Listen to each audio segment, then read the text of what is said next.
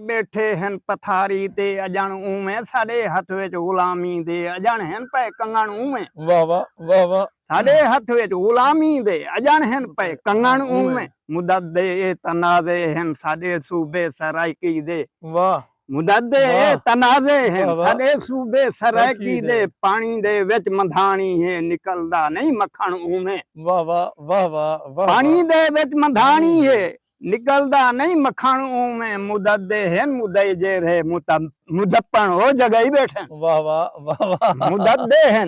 मुदई जे रहे मुदप्पण मुदप्पण हो जगह ही बैठे लछा अरमान जा गंढिया साडी गर्दन ते मण में वाह वाह वाह लछा अरमान जा गंढिया हाय हाय साडी गर्दन ते मण में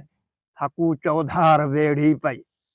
थकू चौधार वेड़ी पे ये कट छजड़ी डंगण की ते हाय हाय हाय हाय थकू चौधार वेड़ी पई एक कट छजड़ी डंगण की ते लुकी फन मार रस्ते ते सियासत दी पिखण उए हाय हाय हाय हाय वाह वाह वाह लुकी फन मार रस्ते ते सियासत दी पिखण उमे पलथरी मार बैठे हैं पथारी ते अजान उमे वाह जरा इतबार दा बूटा असा आप रहाया हा वाह वाह वाह जरा इतबार दा बूटा असा असा आप रहाया हा छंडींदा पे मुनींदा पे साडे वा आसें दा वण उमे वाह वाह छंडींदा पे गनींदा पे साडे आसें दा वण उमे पलथरी मार बैठे हैं पथारी ते अजाणू में वाह वाह मुशक्कत ढेर मेहनत दी रती राती विटींदी है वाह मुशक्कत ढेर मेहनत दी रती रत दी विटींदी है साडी लुरदी हुई बेड़ी को मिला नहीं पताणू में मिला नहीं कोई पताणू में पलथरी मार बैठे हैं पथारी ते वजाणू में भला वल वे अगे वांगू उहे अगवान बन गए वाह ब्या कलाम सुनाओ जरा कोई इनकलाब दा जरा रट्या रटाया हो जरा मजा आवे दोस्तों को सुन दे हो अच्छा इंदे हे जादे हेक जादे में सही फस वेंदो सही फस वेंदो ओही फस वेंदो सुनाने ले हेक जादे सही बिस्मिल्लाह बिस्मिल्लाह जी भला बल भी अगे वांगू ये अगवान बन बैठन वाह हसन निंद्राए खाबे जा भला बे जा ए मताणू में पिछ तक पुरानी नाज़ में सुने पे बिस्मिल्लाह बिस्मिल्लाह ओ है ओ नाज़ में सही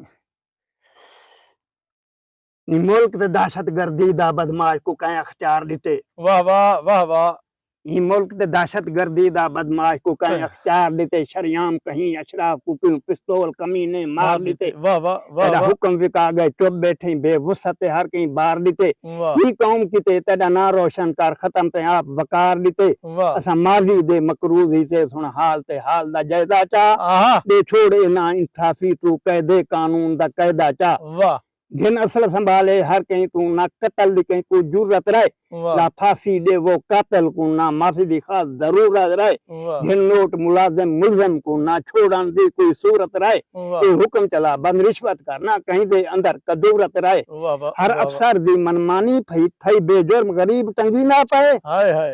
हर अफसर दी मनमानी थई बेजुर्म गरीब टंगी ना पाए हर ऐब ते पर्दा दे बैठी तो लुटला माल फंडी ना पाए वाह वाह वाह वाह वाह वाह हर ऐब ते पर्दा दे बैठे